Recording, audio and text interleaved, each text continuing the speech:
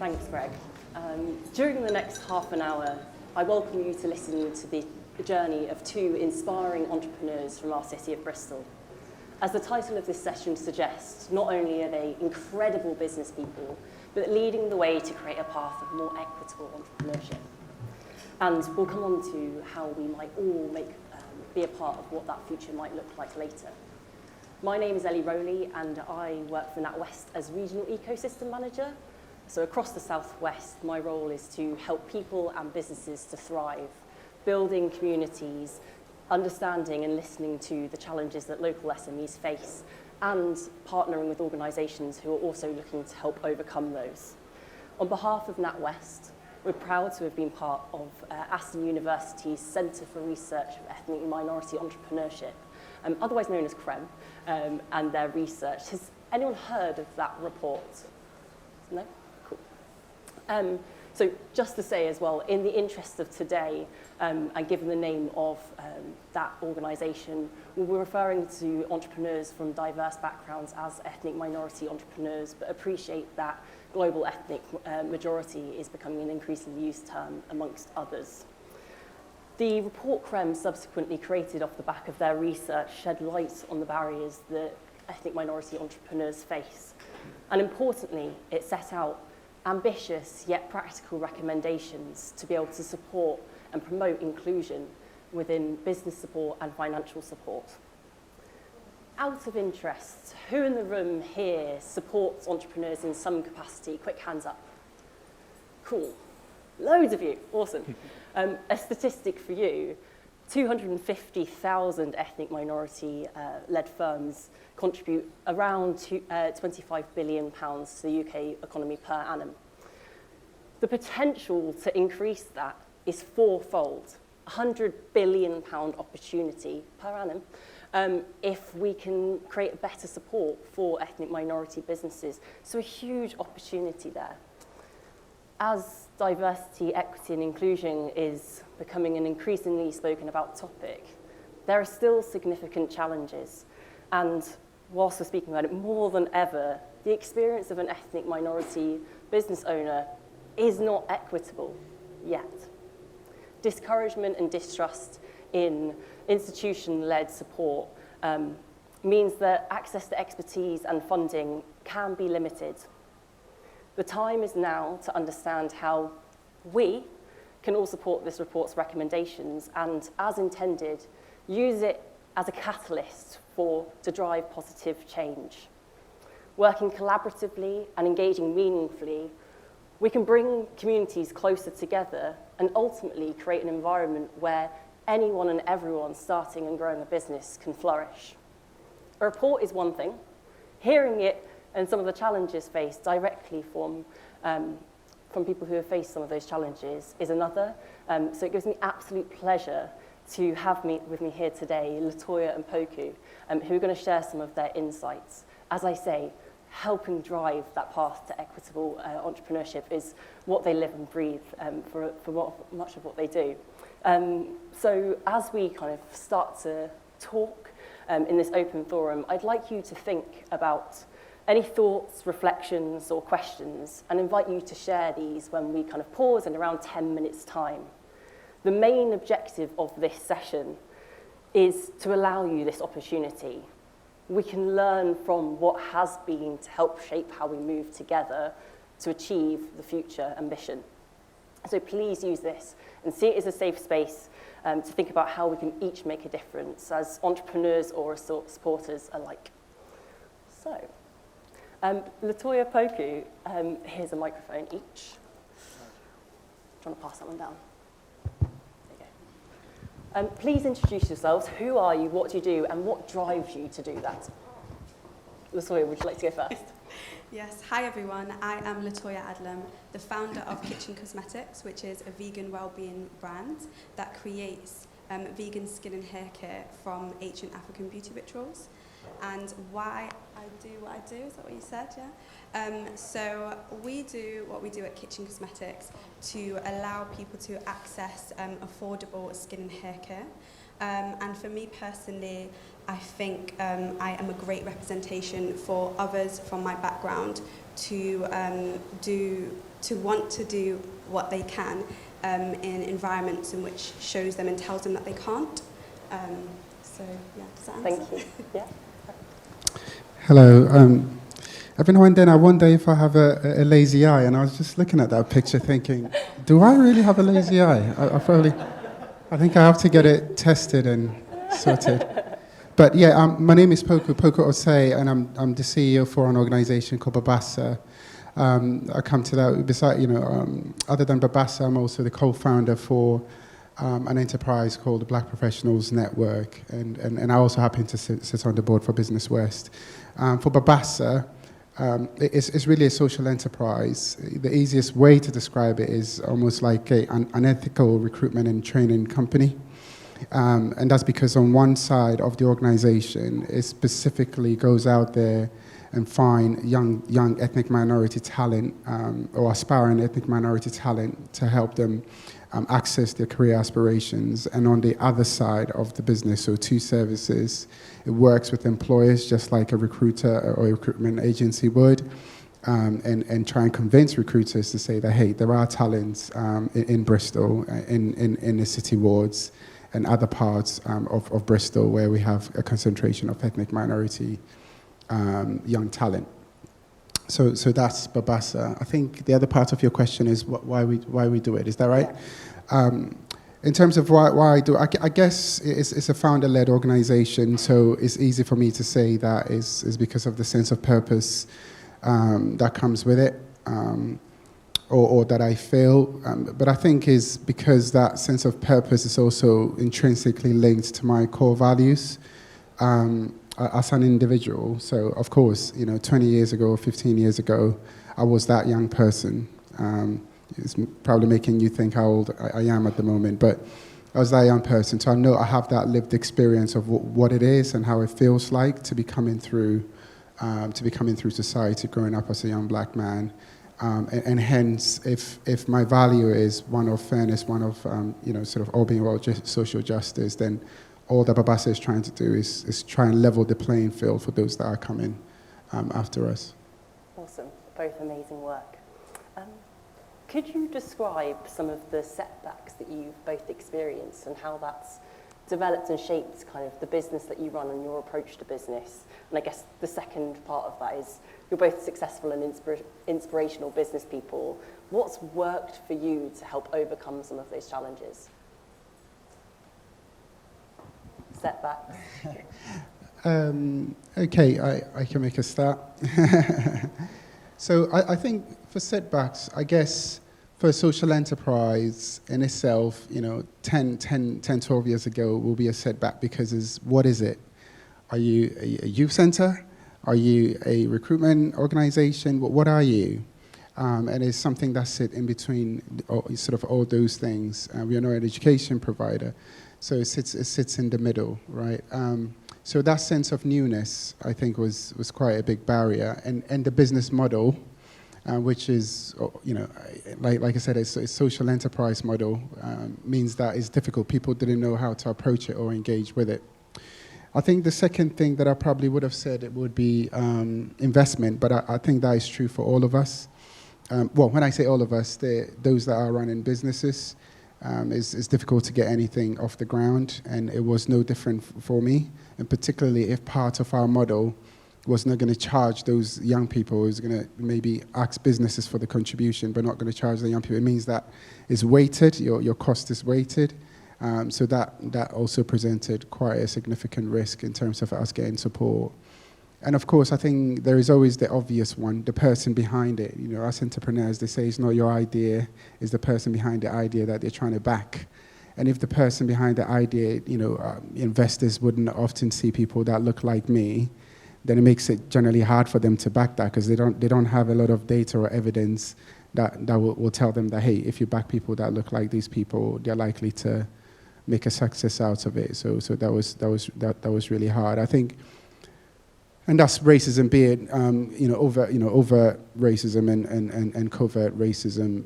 But also, I do think that by being an African-born guy, and then back then I had quite a strong accent. I'm being told by my siblings that now they don't understand me when I speak English because I speak like the white British man, but I don't think I do. But there's something around accent bias, I think, that often it doesn't get talked about enough, because I think it cuts across in an interesting way. On race, it's more like, we don't know if people like you can do this. But I think with accent bias, if you layer that on top, it's more of, often it's more translated or connected to intelligence. It's like if you're not affluent or you're not, so to speak, articulate with the English language, it's almost like you must be dumb.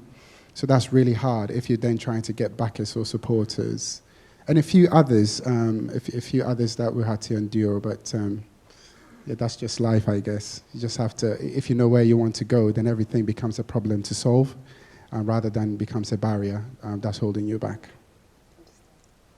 So a setback that we had when I first launched was, so with our products, we formulate our products in a different way to any other brand that currently is on the market. So typically with skin and hair care products now, you have brands that formulate products for specific hair types. So for instance, I've got Afro curly hair. And we don't actually formulate our products for specific skin types or hair types. So now when you go into the stores, you can say, hey, I've got dry skin, mature skin, whatever, and they will direct you to a product that is for that. We formulate all of our products for specific skin or hair conditions. And then also our products are inspired by ancient African beauty formulas. So a problem that I had, that we had, was because I am black and I have curly hair, people definitely felt like the brand that was catered towards people that look like myself, and the products were only for ethnic minority people, when actually that's not the case at all. And even like currently now, almost 5 years later, actually most of our consumers are not people of colour. I believe it's 72% are not. But at the beginning, that was like a huge sort of struggle to try and get that message across, that, hey, although I'm the founder, although my team is all people of colour, our products are actually, for everybody. Our products are for people who have thinning hair and so forth. And that was like really difficult to get across, because it was almost like people couldn't get past what myself and my team looked like. And I just never expected that. So, yeah. How did you seek to overcome that challenge? What worked for you in terms of being able to make that step? I use the product, by the way, and just to say, yes, I paid for it. It's great. So we just had to work on our brand messaging. We had to, I'd step back from out of a lot of our campaigns. Just use different models. So just stuff that seems fairly obvious, but it took us a while and a lot of money to sort of figure that out, I guess. And it feels like that shouldn't even be a barrier in the first place, yeah, exactly. Right? That's the main thing. We didn't expect that was going to be an issue. Using the models that we first would use were different people, so people of colour as well as not. But it was an issue. It was really bizarre. And you'd hope that that's not a conscious thing, but that's where each of us play that part, and actually that sensor check of am I making an assumption about this? Yeah. How about you, Poku? How have you what's worked for you in terms of overcoming those challenges? I guess I think there's a lot to be said. There's a lot to be said around or for the clarity of purpose. The more clearer your destination is, I guess I was saying that in part really, then the more everything, you can look at anything that's in between that as a hurdle, to overcome. So I think that provides you with a sense of drive, because you will need that to knock through some of those walls that I was talking about. I think that also provides you with a sense of you doing that sense of self-assessment to say, hey, what sort of skills do I need to further develop, or what sort of knowledge do I, what sort of networks do I need to tap into? And I think that is important, and that investment in lifelong learning, as I see it, before I decided to pivot and sort of do Babasa, I had just, packed in university education. But actually, I thought, I'm going to go back, and I'm now going to do business management, because I want to learn A, B, or C in relation to that. And then later, I thought, I have to do some advanced project management, because I need to get a grip on strategic program management. So I think it starts to direct you. That clarity of purpose and wanting to get there means that, certainly for me, perceiving everything then as the hurdle that I need to jump over. I do also think that if you happen to be an entrepreneur that happens to wear color like I do on my skin, you really need to have a broad shoulders, right? Because whether someone is consciously or unconsciously intending to chip away your confidence, it will come, right? And or indeed really, really annoy you. I was talking to a friend yesterday about one. It will come, right? But it's not what comes at you, it's how you react. That's how I've always taken it. It's not what comes at you, it's how you react, right?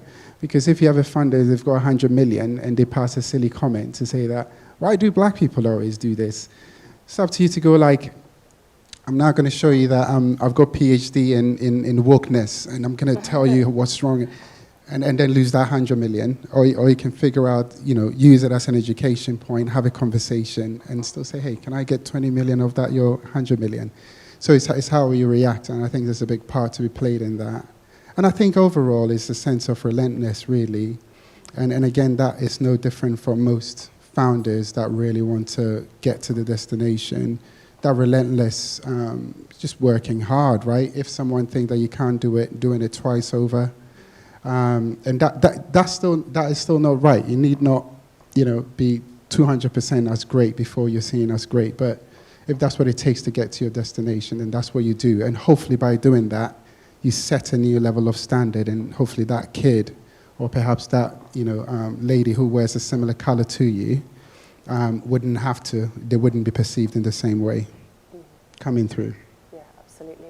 Something that, one of the first things that we teach at the Natwest Accelerator is the power of mindset. And for those of you who've been on it, you'll remember that equation, E plus I equals O, which is event plus your reaction equals the outcome. And so your reaction is part of that output.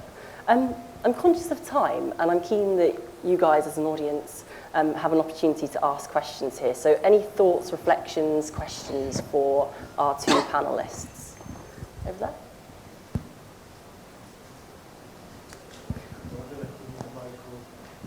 Yeah, just a moment. Hello, I'm Ursula Morgan. I'm part of the 1%, or the 2%, the 2p in a pound. One of my questions for both of you, first of all, congratulations. I mean, bravo, well done. And starting up your businesses and creating such a success and sharing that wealth as well within your communities. I want to go back to what Alex Lloyd said earlier on, though. So there's a big piece of research done with Astia partners in the US, and I'm more deeper in connection in the US than the UK at the moment. But one of the things that has been holding back Black and Latinx founders is a large cap table. So going back to what Alex was saying earlier on today, wrangling large cap tables, which is smaller investors, or have you somehow managed to get really good investors in that you don't have to wrangle? And when you're thinking of your exit, how are you thinking of buying people out, and how are you structuring all of that, which is possibly an extra consideration that you have? Do you guys have investors? A mix of, I guess it depends on who you call an investor, but if it's an investor, it's someone who's willing to put money down, at times for a return, at times for no return, then yes. But I think in terms of thinking about it in sort of the large scale, I think, because an investor, I'm presuming, will be looking at, okay, how have you performing? What does the trend look like? What does the pipeline look like? And indeed, what does the return look like for them?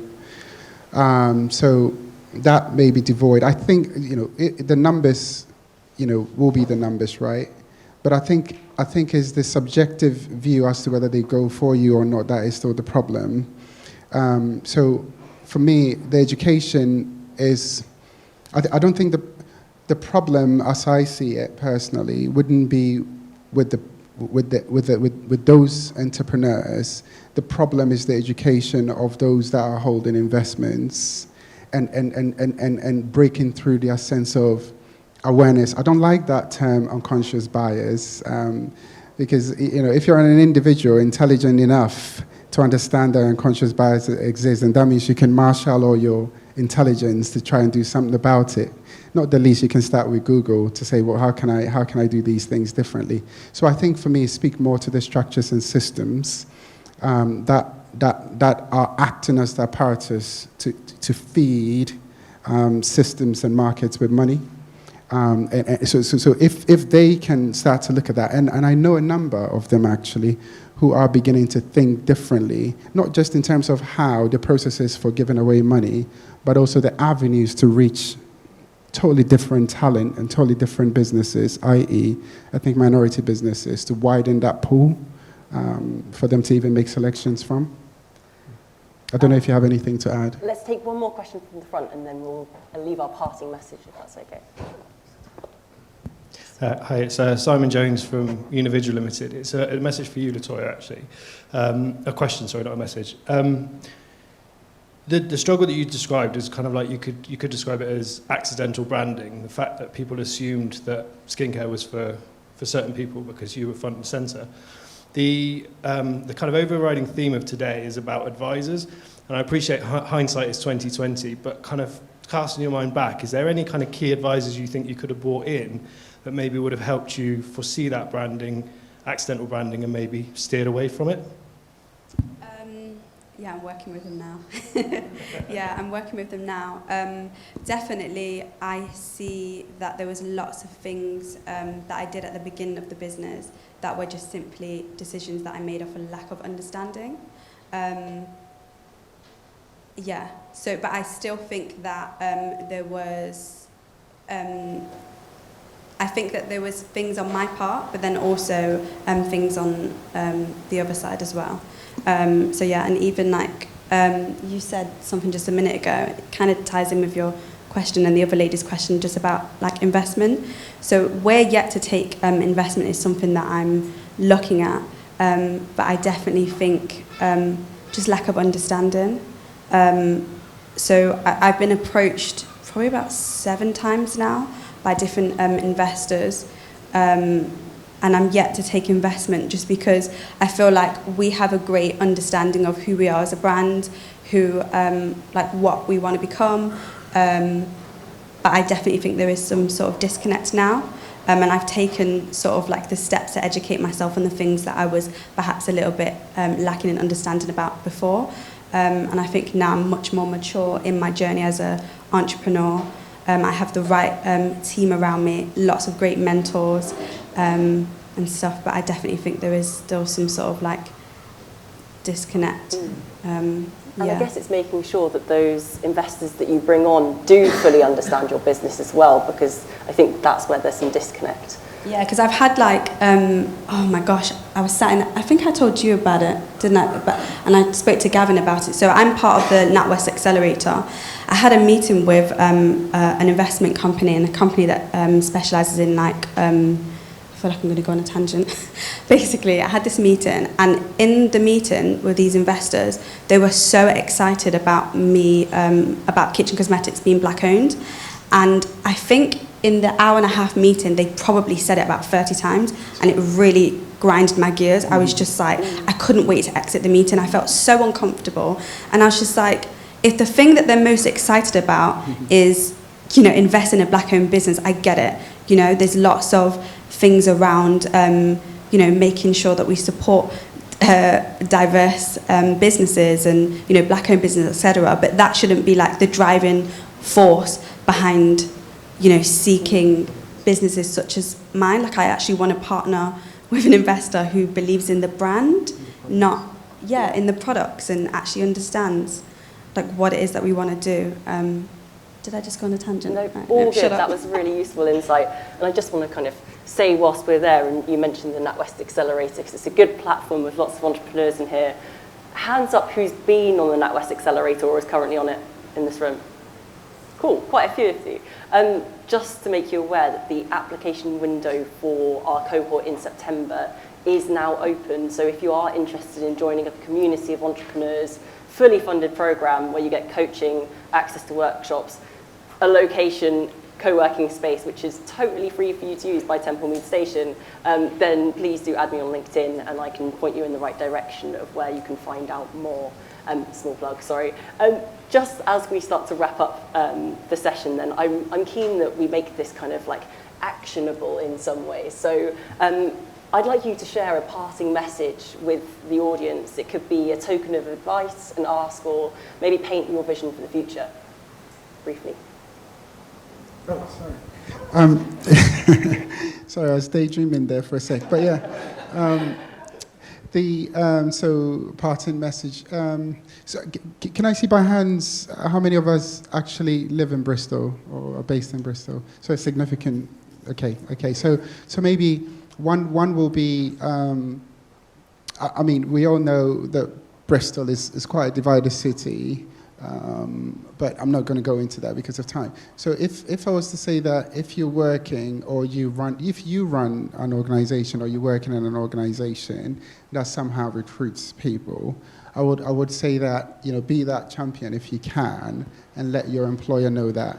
Not just us, there are other people, that there are other avenues for them to access or tap into diverse talent for the business and reach out, right? So in this case, all I'm saying is, reach out if you feel that there are opportunities that we can recruit for, that you want to recruit for. And maybe secondly, to the entrepreneurs in the room, maybe the message will be that just go confidently in the direction of your dreams and make things happen. Awesome. Latoya? So this year we're opening 3 brick and mortars, and within the next 8 to 12 years we have plans to have kitchen cosmetics in 1 in every 12 household in the UK. So it would be great if there's anyone in this room that would be interested in hearing more and joining us on our journey. Awesome. That's it. Thank you so much. And thank you once again for listening. A huge round of applause to Latoya and Poku.